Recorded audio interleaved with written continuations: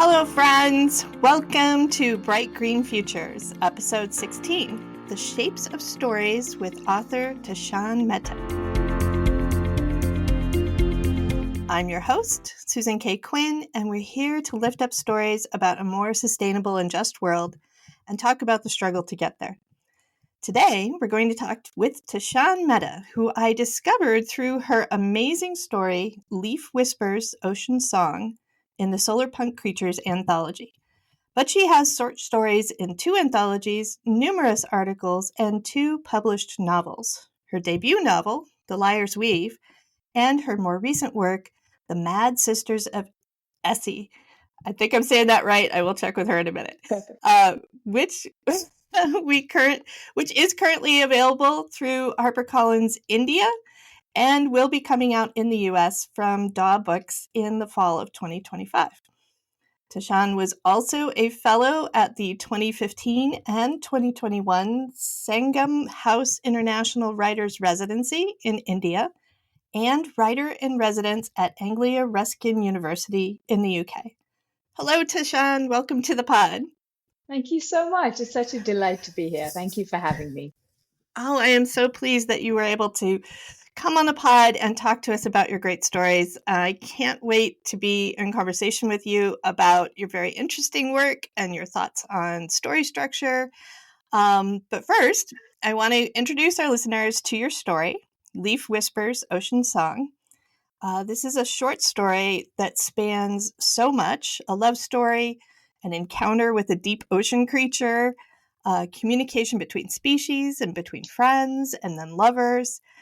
And I'd love for our listeners to hear the lyricism of the story for themselves. If you would do a reading for us. Yes, absolutely. So I struggled a bit to choose an extract for this reading because I'm just terrible at choosing extracts. But I thought the moment where the sea creature, comes out of the ocean and arrives on the beach is a very good starting point. OP is this unknown creature that arrives and sort of changes how we understand our relationship to nature. So this is the moment in the story. Lou doesn't believe much in beginnings. Any event of significance has multiple beginnings if you look at it closely enough.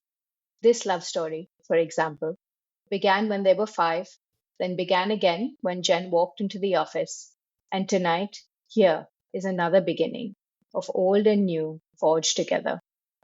But this beginning has a different significance, for it is also the beginning for the world itself.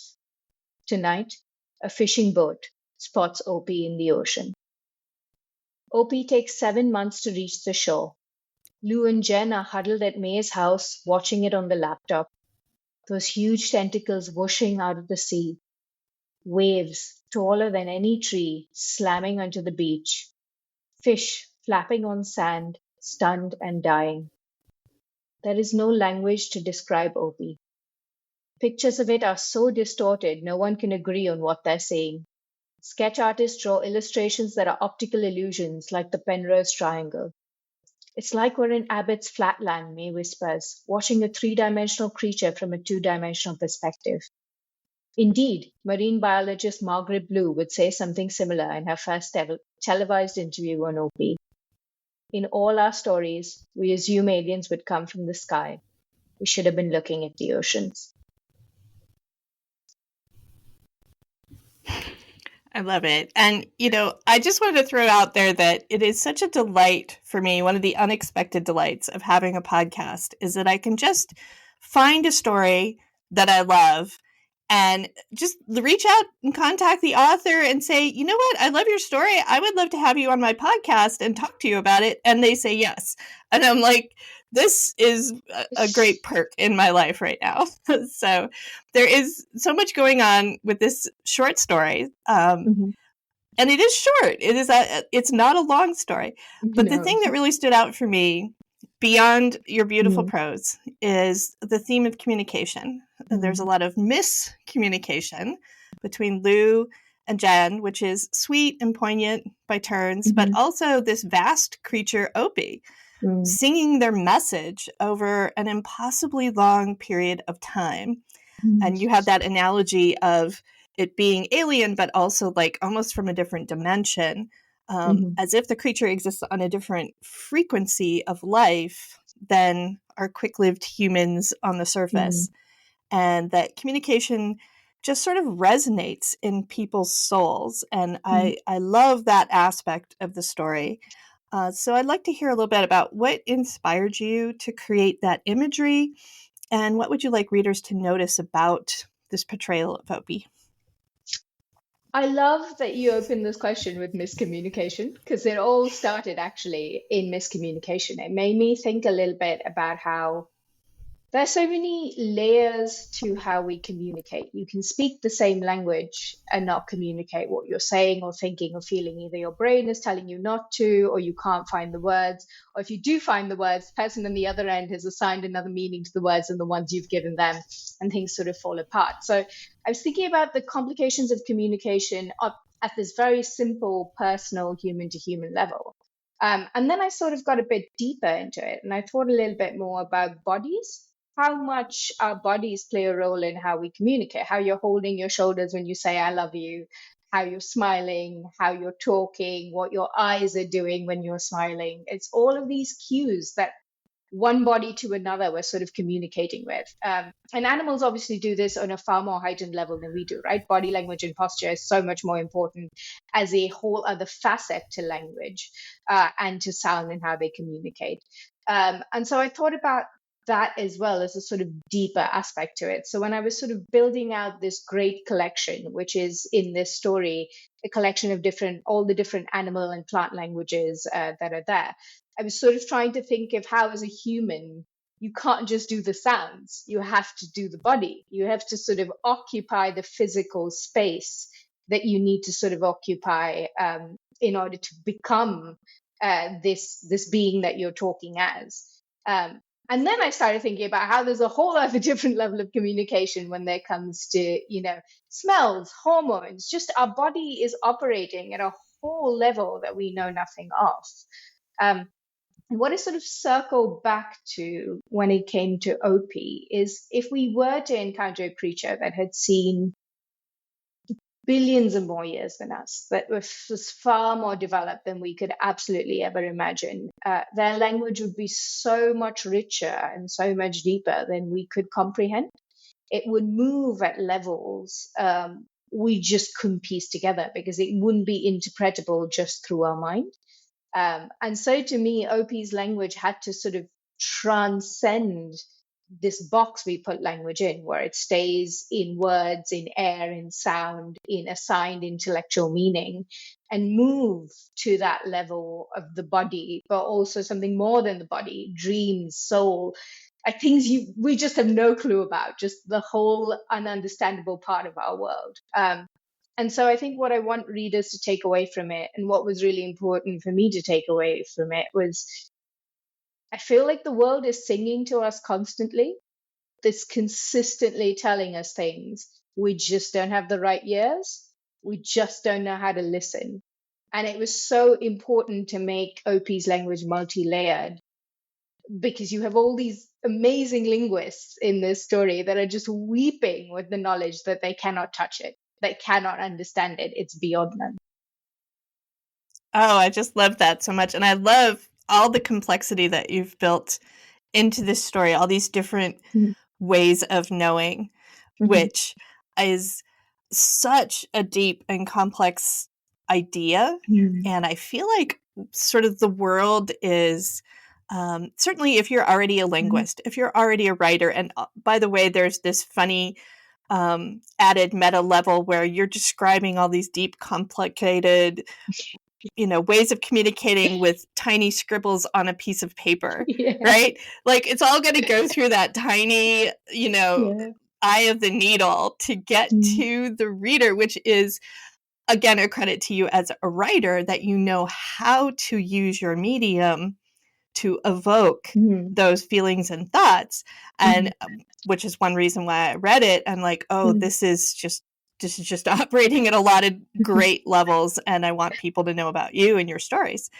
But so back to this moment in the world. If you're already a linguist, if you're already a writer, I think you are already aware of some of this. And if you Mm-hmm. start to dig into it, you understand the vast depths of Mm-hmm. communication and ways of knowing, ways of intelligence, Mm-hmm. and that we're not really accessing with our prefrontal cortex, Mm-hmm. and that will respond to Mm-hmm. in our bodies, will Mm-hmm. respond to in sort of deeper parts of knowing without really understanding even why sometimes. Mm-hmm. And that we need to start bringing that up to the conscious level more. Mm-hmm. But I feel like we're kind of going through that as a moment as we have stories like yours Mm-hmm. that are talking about interspecies communication. And that's Mm-hmm. been a touchstone on the pod from the beginning about how that really opens up our ability to examine Mm-hmm. what communication is really about, what intelligence is really about, how embodiment matters a lot in terms of all of that.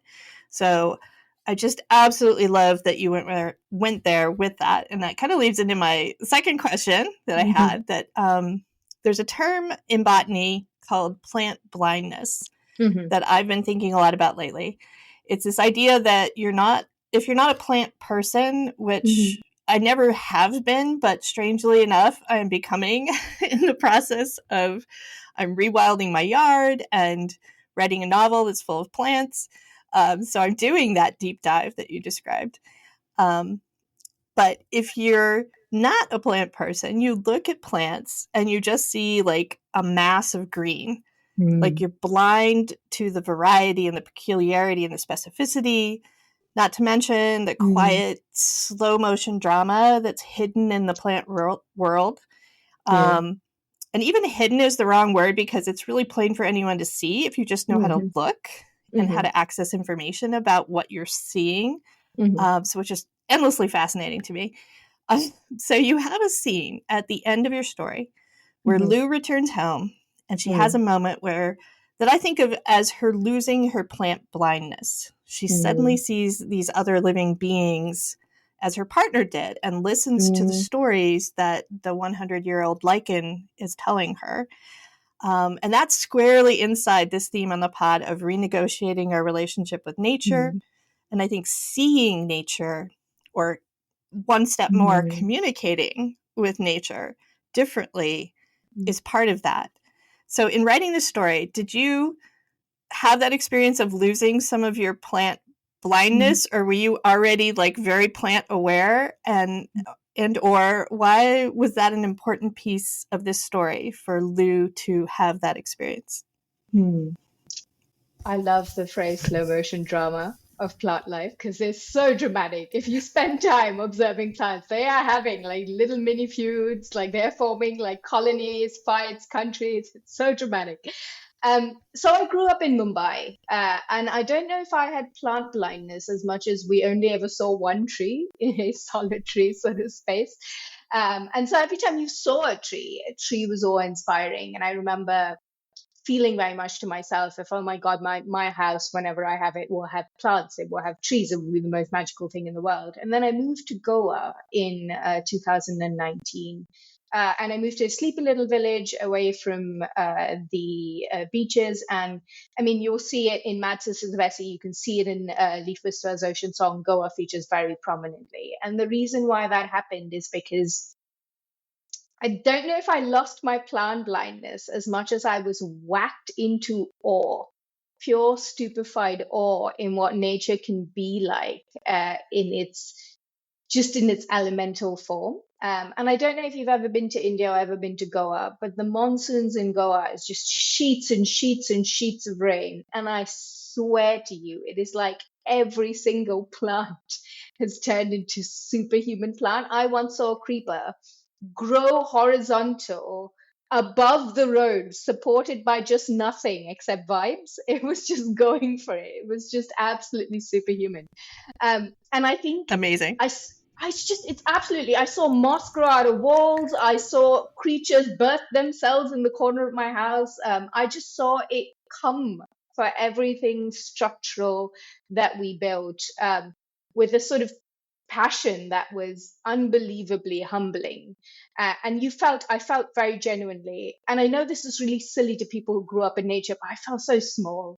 I felt so absolutely wonderfully part of something so much larger and so much more varied and beautiful than my brain could ever comprehend. And so I think I moved into that state of awe with nature and the landscape. And around that time, I read a really excellent book that I'm going to recommend at the end of this podcast called The Great Derangement by Amitav Ghosh.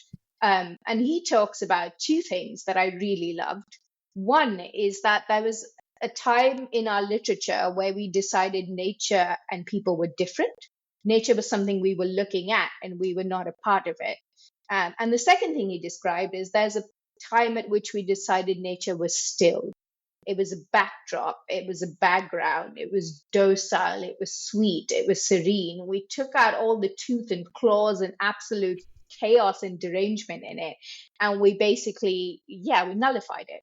And ever since then, I've been on this sort of quest to resituate us in nature, as in accept that we are a part of it, not apart from it, and give nature that same, just give it its teeth and claws back, because that monsoon that I saw in that quiet little village, it was coming for me, and it would tear me apart. Like, it was absolutely perfectly happy to do so. I did not matter. I was not in its considerations at all. And so what happens to Lou, I think, at that end of that story, which is so important to me, is she doesn't so much lose her plant blindness as she stops defining nature as the other.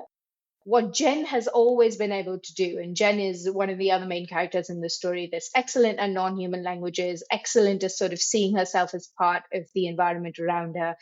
Jen has always been able to see herself as having a relationship with Lou and a relationship with the lemongrass plant. She's not seen those two things as different or distinct. And Lou has one foot in that world. She kind of works with languages, she kind of understands it, but she's got one foot out. She's still holding on to structures of how we arrange society, marriage, love, belonging. And so, spoiler alert, when Jen dies, she feels deeply alone. And what I wanted at the end of that story was for her to reach a place where she could look around and be like, how can I possibly be alone? I'm on a planet with billions of life forms, all of which are talking to me, all of which are from me, part of me, and all of which I will become when I die. How can I possibly feel separate and alien just because this person I loved is no longer here? So it was so important for me for her to get to that place where she both saw time the way plants see time, but also understood the boundaries of herself as less firm than she previously imagined.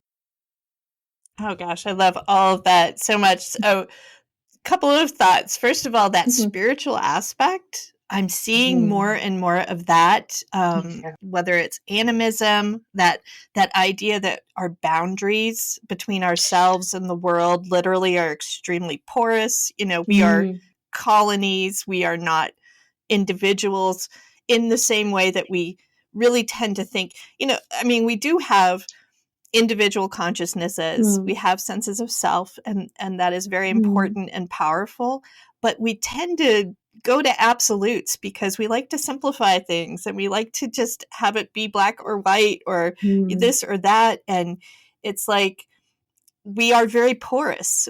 We are Mm. constantly swimming in a world of chemicals and bacteria and other species that have this communication happening on all these frequencies that we're not open to because we put ourselves in this tiny little box of self. And I like that you Mm. sort of portray that not just as her losing her plant blindness, but understanding she's part of this larger world, and that losing your distinct boundaries doesn't Mm. necessarily have to be a terrifying thing.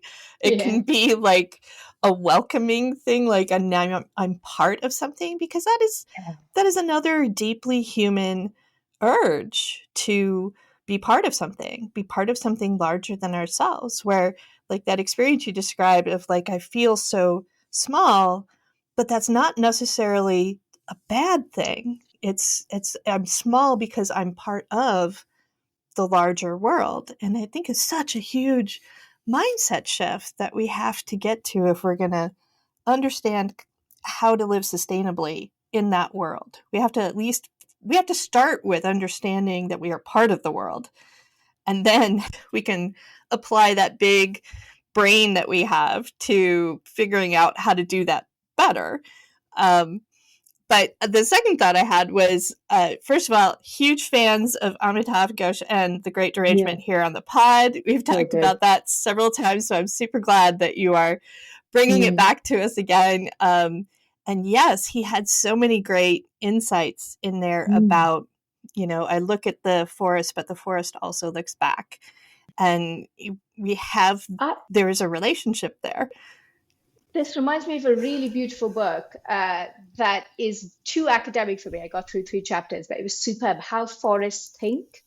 And it was a beautiful book because it sort of talks about how the forest is not just the trees, it's not just the plants, it's not just the animals, it's the whole ecosystem knitted together, and how that it exists in the communication between these different variables of the ecosystem. And how if you're an Aboriginal tribe and you exist in these forests, you are part of that ecosystem and you learn to read it and understand it and communicate with it in turn. And I absolutely love what you said of feeling part of a collective is not a terrible feeling. It's not at all. It lifts this burden of you, this desire to be special or believe in, or just sort of put all your eggs in one basket of how like life would go. And it just opens you up to wonder and awe. And it opens you up to just be observer sometimes, which is a really beautiful place to be.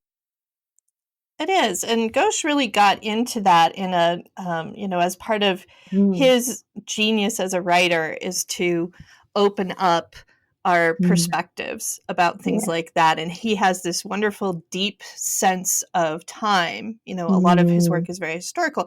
I actually met him recently here in March. He came to Pittsburgh and was giving a talk at the City of Asylum, which is a wonderful organization I support here that supports writers who are persecuted around the world for their writing. And then it gives them safe haven. And then there's a whole community here that's grown up around that literary, community. And so I got to talk to him briefly afterwards and, ask him about climate fiction. But he's a delightful man. First of all, he's funny and, but very deeply insightful. And what he was doing in that book, other than like this part I didn't expect. The part where the forest looks back at us, I didn't expect that part of it. But it was beautifully integral to the main idea, which is that we as a society we're having a failure of imagination when it comes to climate storytelling. We're not able to engage with this and why. What is going on there that the literature world isn't doing it? Not the way that we should have. Now, this was back in 2016, and I think we've had some progress since then, but still, we're very much in the failure of imagination mode, still at many levels. And so one of his thesis, I guess, in the book was that, and as you know, but I'm saying this for readers or listeners, is that it's the structure of the novel itself and our imperialist Western hero's journey storytelling style that has trapped us in that box that says we are an individual, we are not part of this larger collective. So it's integral with that argument of nature looking back at us, but he really brought it home to the literal structure of stories. So I wanted to get us to that because that actually is where I was going to go next in my next question. But beautiful tie-in. Thank you for that. So you have this impressive background, awards and residencies. You're a developmental editor and book doctor. You give lectures and participate in some innovative storytelling studies, including CERN's Idea Square, which was fascinating to me. And I need to dive in more to what they're doing there. But it's basically I'm sure you could tell us more about it. And I don't even want to focus on that. I just wow, this is really super cool where they're supporting just out of the box thinking on a bunch of different levels of literature and science and etc. Mm-hmm. But I'm especially intrigued by your lectures about ideological storytelling and the shapes of stories. Mm-hmm. So I want to hear more about how you think structure can be bent to reflect the ideology at the heart of a Mm-hmm. story. And I like that word bent that you Mm-hmm. use in your Mm-hmm. description, um, because we're not necessarily deconstructing a story. That's fine, but we could just kind of bend it a little Mm-hmm. bit to be more reflective of what we're trying to do with a work.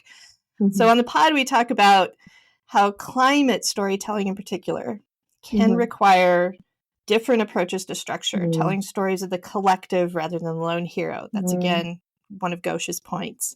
Heroine's journey rather than the hero's journey, which I've talked about a lot. Um, and I personally have explored different POVs and structures in my stories, my climate Mm-hmm. storytelling. So Mm-hmm. I'm very interested to hear your thoughts about how form meets function and Mm-hmm. narrative as we're doing this storytelling around the climate.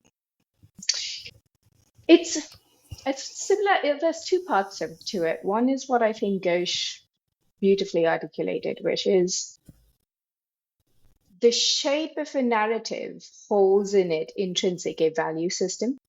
When you say it's a hero's journey, you're essentially teaching people to see themselves as the center of the narrative of their lives and everybody else as side players. When you ask if traditional short story writing workshops or writing programs, what does your character want? What does your character need? What does your character need to overcome? You're sort of teaching or stitching into that story, that same sort of idea, focus on the individual, focus on the sort of personal desires of what they need. When you get feedback on a story that says there's not enough conflict, there needs to be more conflict. Conflict is the heart of the story. You're essentially just saying over and over again, if there's no conflict, there's no interest. If there's no us or them, there is no interest. How do you generate interest? How do you create friction? Friction is how momentum is created. And essentially, it got to a point in my life where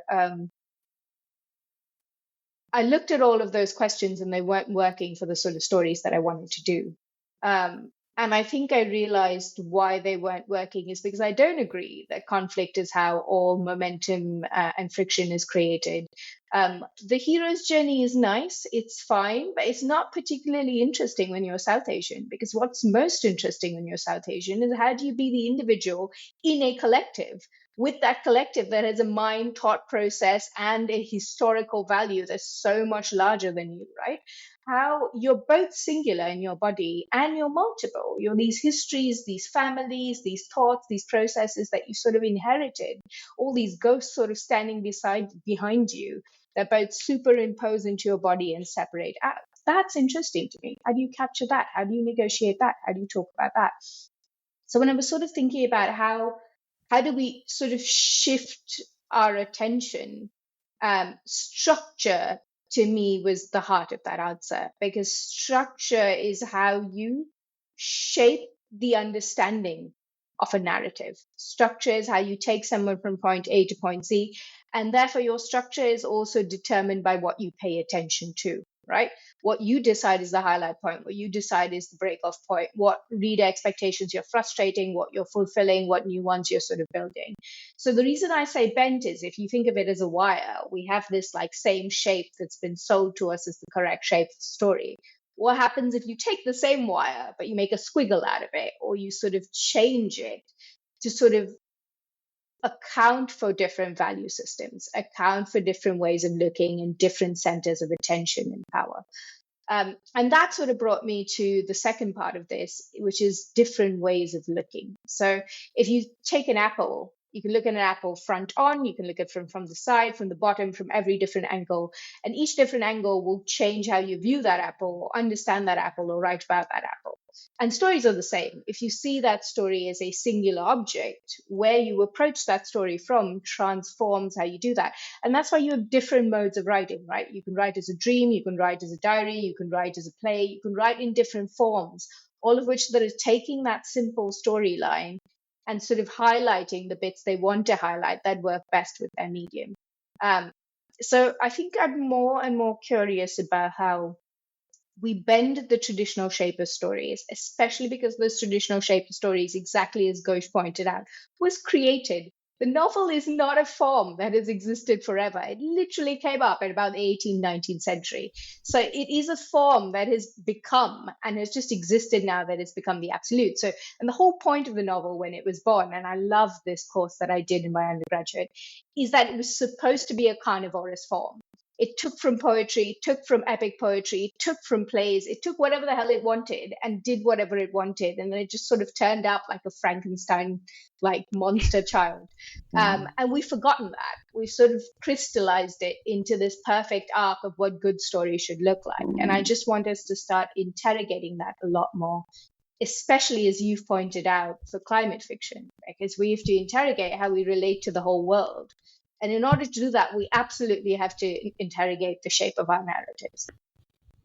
Yeah, absolutely. And what you're saying, it was like making me think again about how science fiction really struggles with this even more, even though a lot of climate storytelling takes place in pretty strongly inside the genre of science fiction. We're trapped in that form in that, whereas literary fiction has a lot more permission from its readers to experiment with form. And what I'm seeing is that in science fiction, in short science fiction, there's more permission to experiment with form. And so now you can do more climate storytelling within science fiction in short form. And it's kind of trapped in there because that's where the permission is to experiment with form. And I just actually, speaking of not just form, but point of view as being such a powerful way to shift your, bend your story. I just finished writing a short story that I just sent off for the first time, where the world has people turning into plants. They go to the light. They basically become a plant. And it's only like 1 in 100, but it absolutely breaks the world.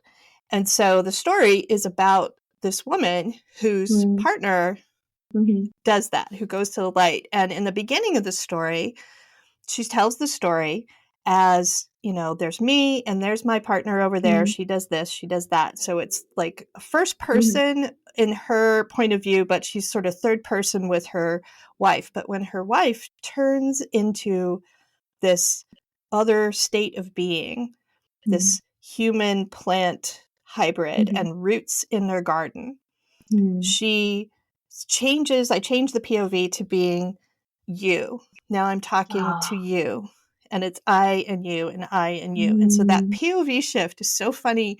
All the critique partners, all the feedback that I got back from it was, oh, wait, you changed, you shifted. Why did you do that? Oh, it's because a relationship changed. Okay, I'm not really sure I'm comfortable with that.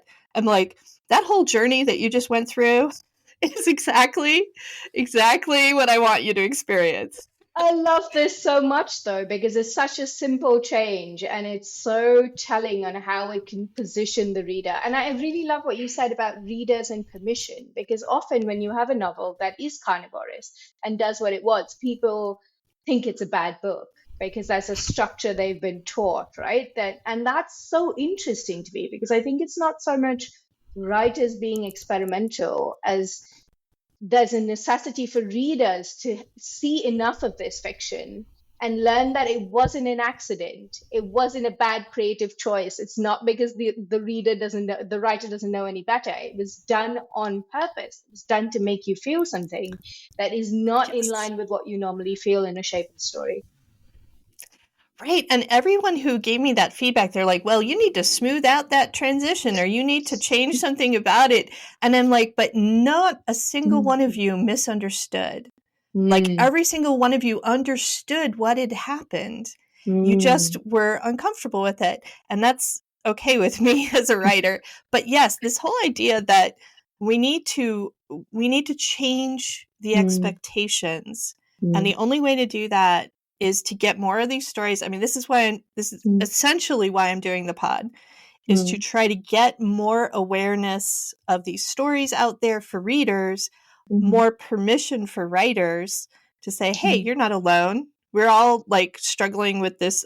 How do we grapple with climate storytelling? Let's talk about that. Let's get people like yourself who are doing just like beautiful, brilliant work, and challenging those, things that say this is wrong or bad or whatever, not the way, this is not a story. I literally had people tell me this is not a story, like as if it's not words on a page telling like very much a story, because it didn't fit in that box. And it's so, gosh, we have a lot of work to do. And I understand why whenever I look at that, like we can't even tell stories about this, really speaks to the struggle that we're having with thinking to a future that's better, where we adapt, where we take positive action rather than just let the the thing happen to us, which is a lot of the storytelling will be about that. It will be that more passive thing, but I also think we have agency here. We are gardeners. We aren't just passively observing the forest too. So how do we learn how to be gardeners again? I you know I hope, okay, so we're going to talk, I'm getting ahead of myself in words and being inarticulate. I apologize. We're going to talk about your story that is coming to America that you've already written and published in India, The Mad Sister of EC. Am I saying that right, EC? Okay. Essie, you said it perfect the first time. Essie. Also, I made up the word, so technically everybody can say it however they want, but still, Essie. Essie. Okay, I shouldn't second guess myself. Okay, so I want to talk about that book, but I also want to follow up a little bit later about just like what your plans are for climate storytelling, because I think you're kind of really getting this, and I hope you're going to be doing more work with that. But let's talk about Mad Sister of Essie first, coming to the U.S. Via DAW Books in fall of 2025. Now, I actually went on Amazon and thought I was going to be clever and try to order it from India. And U.S. listeners, it appears that you can order it from India. HarperCollins India, it says they will ship it to you in the U.S., but Tashan tells me that no, that doesn't actually work. So the book never arrives. So don't be fooled. You can't actually get it yet. You will have to wait for DAW Books to release it in the fall in America, in the fall of 2025. Where I really hope it will get a lot of circulation because it sounds amazing. And I'm absolutely intrigued by this story about these two sisters who are the keepers of the Whale of Babel, living literally inside the whale. And I'm going to read a tiny excerpt here for readers, or for listeners, so that they can see how cool this is. So imagine the Whale of Babel has I'm going to start over because I goofed that up. So imagine the Whale of Babel as made of three materials. The first is a more traditional material, close to what we know as matter. This is a dense fabric that retains the shape it is given and is the essence of the heft in the whale. The second is a more pliable material, capable of changing its form. Professor Uo calls this fabric wish-giving and is likely responsible for the formation of the chambers within the whale. The third material, of course, is the fabric of time. Yes, I love that so much. I can't wait to read this story. So tell me about the story, what readers can expect from it in terms of genre and tone and form. And also, I'm curious if you have in this story any themes of climate or the environment.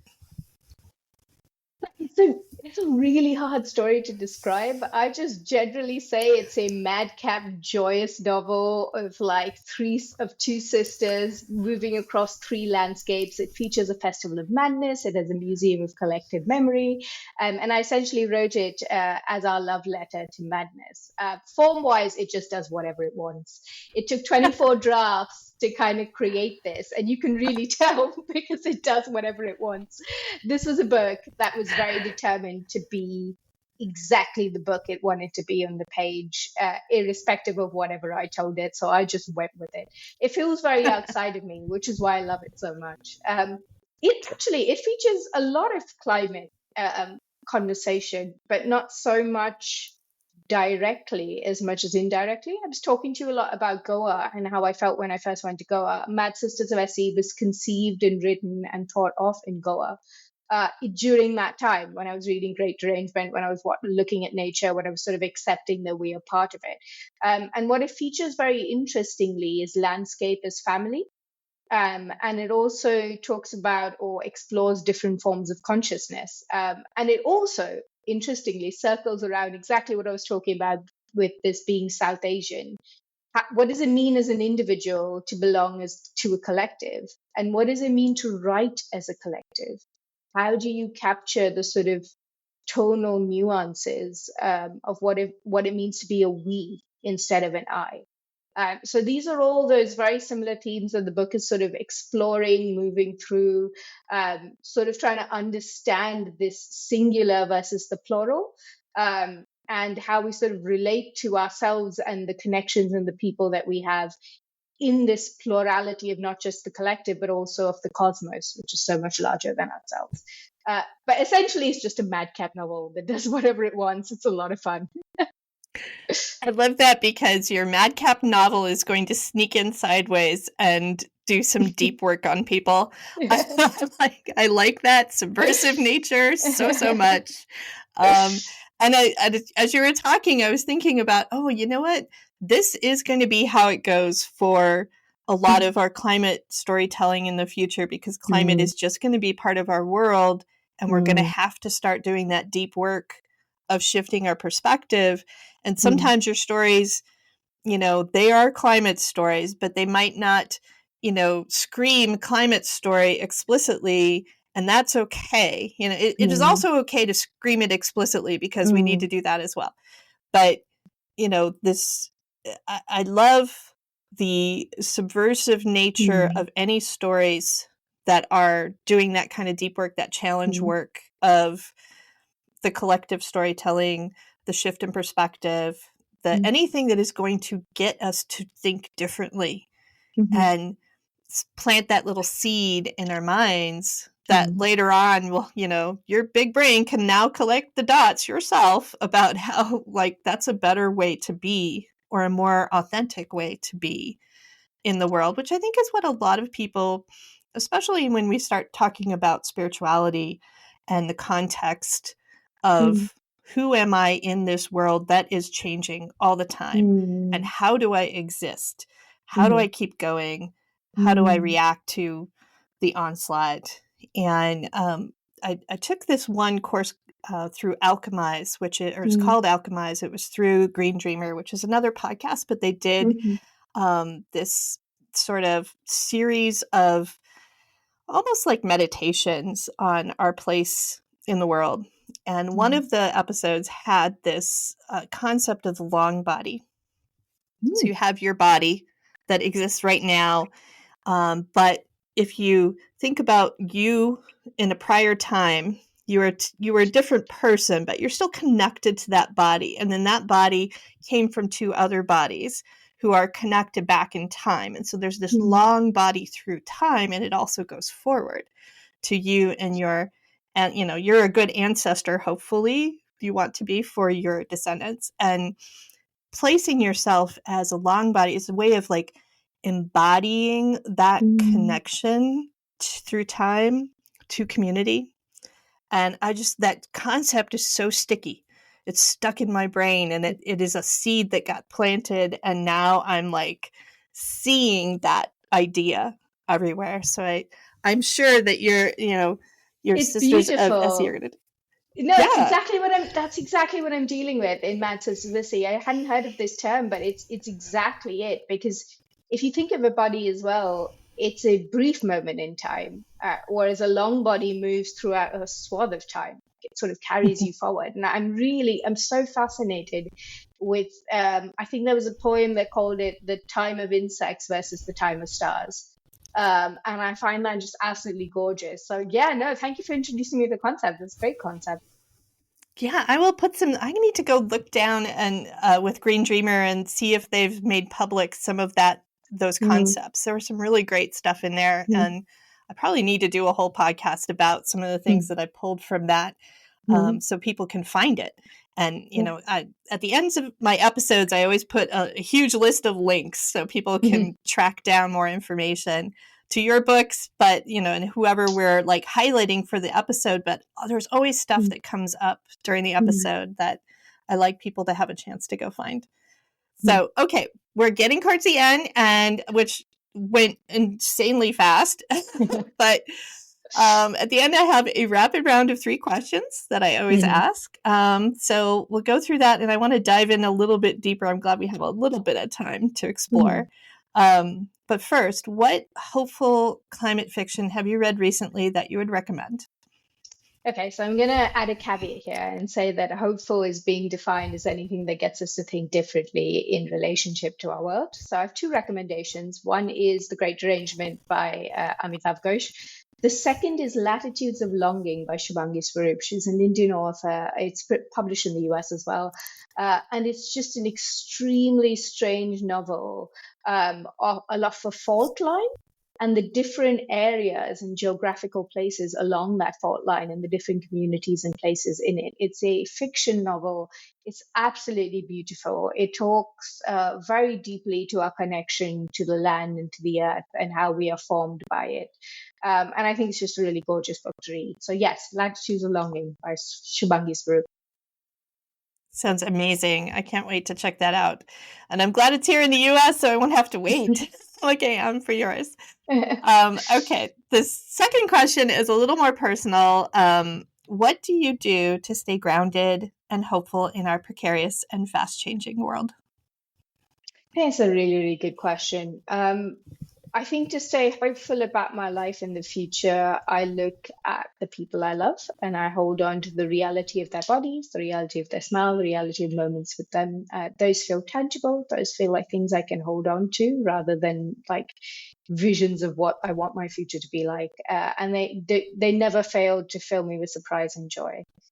What I do to be hopeful about the climate, because I think that is actually a very pressing question in this day and age, is I look to the landscape in which I live, which in this case would be Goa, and I see how I can contribute as part of a collective to Goa. Like, how do we make all the environmental factors? How do we volunteer our time? How do we contribute? How do we change how we do waste?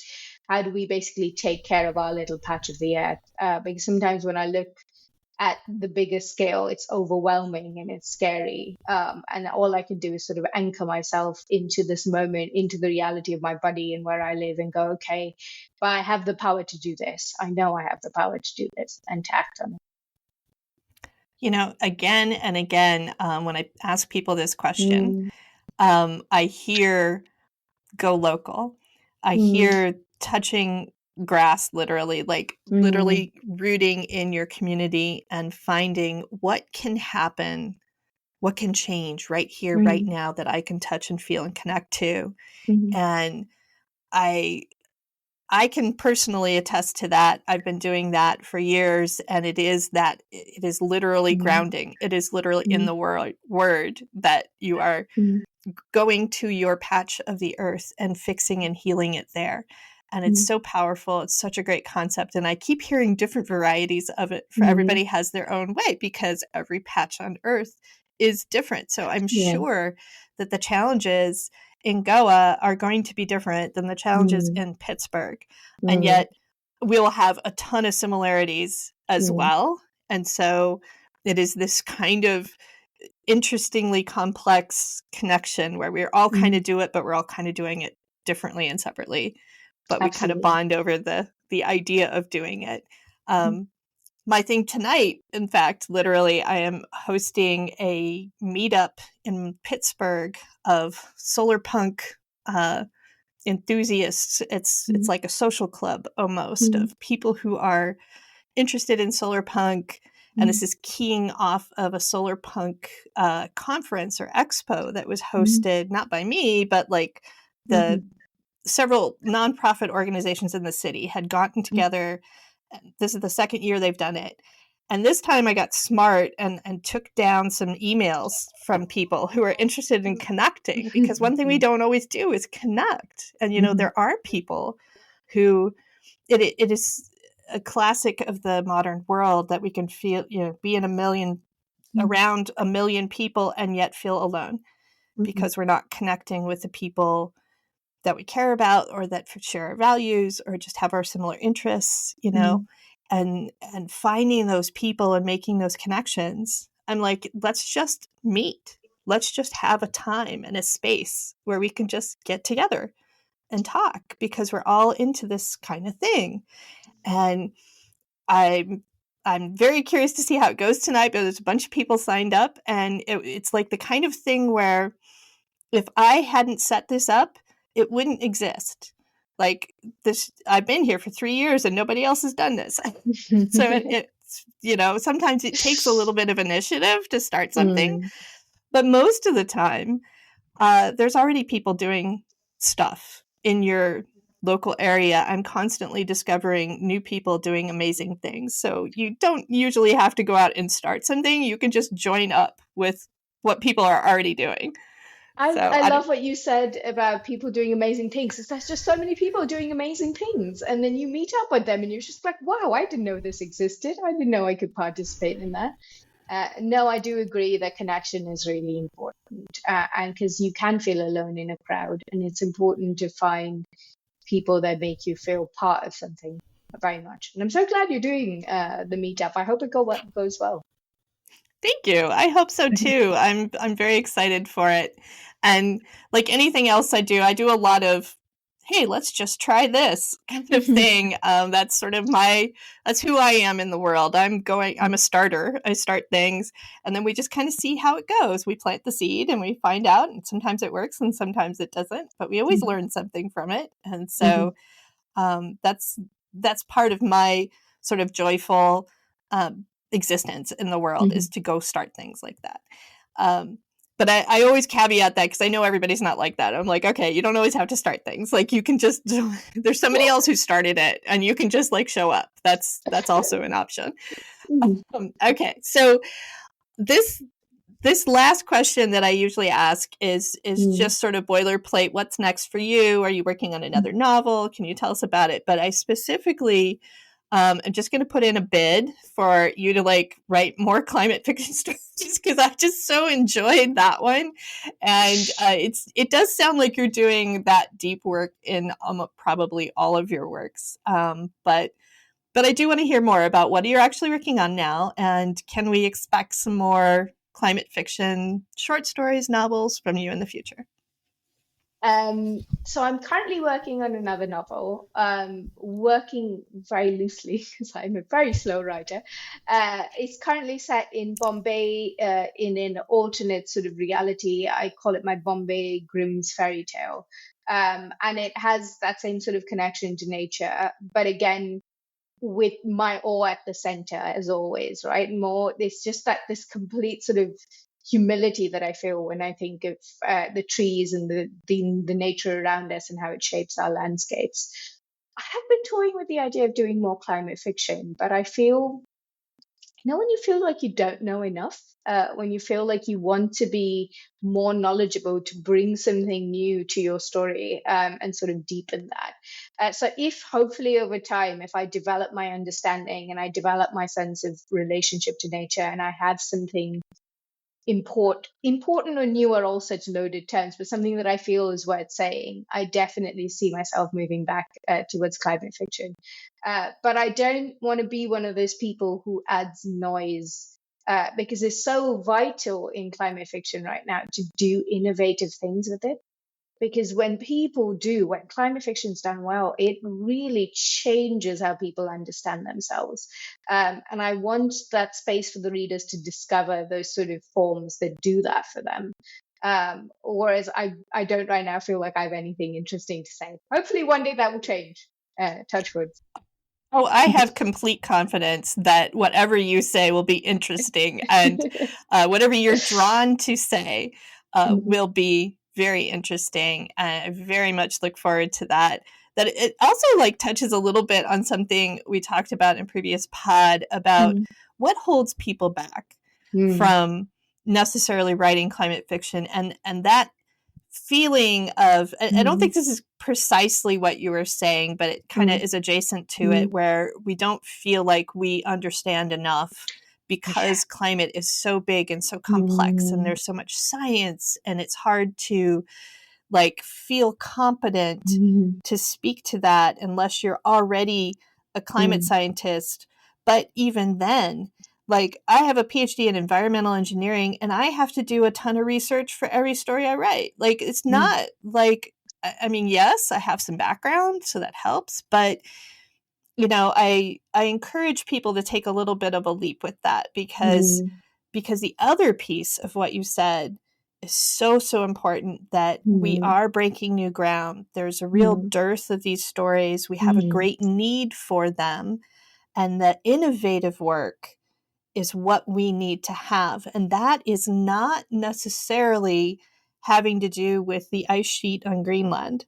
You know, that has to do with our long body experience in through this time, and how we adapt and how it changes who we are to be alive in this time frame. And I think that is just solidly in the wheelhouse of most writers, because we also are existing in this time frame. Like, that is our job, is to imagine and interpret the world for our fellow humans from our unique lens. And you have such a beautiful way with words. I am super looking forward to whatever you get called to write.